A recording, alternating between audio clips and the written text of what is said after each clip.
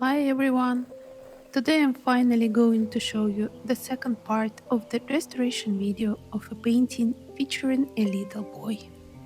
As I mentioned in the previous video, the painting came to me in a very poor condition, and we left off at the point where I was removing the temporary protective facing so I could move on to the next stage of the treatment. The protective facing did a good job of stabilizing the paint layer, keeping it from moving and securing it to the canvas. Now we can move on to cleaning the painting. Make sure to subscribe if you'd like to discover more interesting details about art restoration and much more. The painting is cleaned using a specially selected cleaning solution that doesn't harm the paint or damage the oil painting while effectively removing the yellow wet varnish. Let me give you a little spoiler. New problems come to light during the restoration, which I'll probably tell you about in the next video, and it took me quite a lot of time to come up with a solution for them. But that's not what this video is about. Now comes the long and meditative process of cleaning the painting and removing the old dirty varnish. And while my hands are busy, my mind has room for all kinds of interesting thoughts and observations. I'd like to share one with you that I came to many years ago. Unfortunately, like so many good insights, I don't put it into practice nearly as often as I should. Here what I've noticed.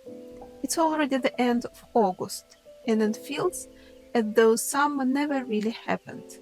It just flew by in a single day. I can't think of enough events that would make the summer feel substantial, full, and memorable.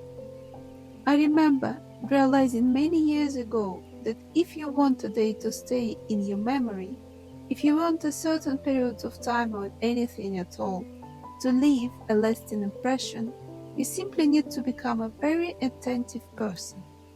You need to become like a child, because for children, days seem to last forever. Why? Because they are constantly in the process of discovering the world. They pay attention to absolutely everything they do and everything they encounter. And that is exactly what helped them fill their days and make them seem endlessly long. Instead of simply walking past a tree in the garden, you can stop and look closely at every leaf, the way it grows, the veins running through it. You can stop and look carefully at the clouds, give them shapes, watch them for a while, and let yourself be amazed. Actually, amazement is a wonderful thing. I think it's precisely what has the power to stop time. To be amazed by dry grass, by a sound coming from the street next door, by a smell drifting from a neighboring house. Amazement is a kind of key to the present moment, to that moment when the present truly acquires weight. Because the present eventually becomes the past, and the attention we give it turns into beautiful, pleasant memories.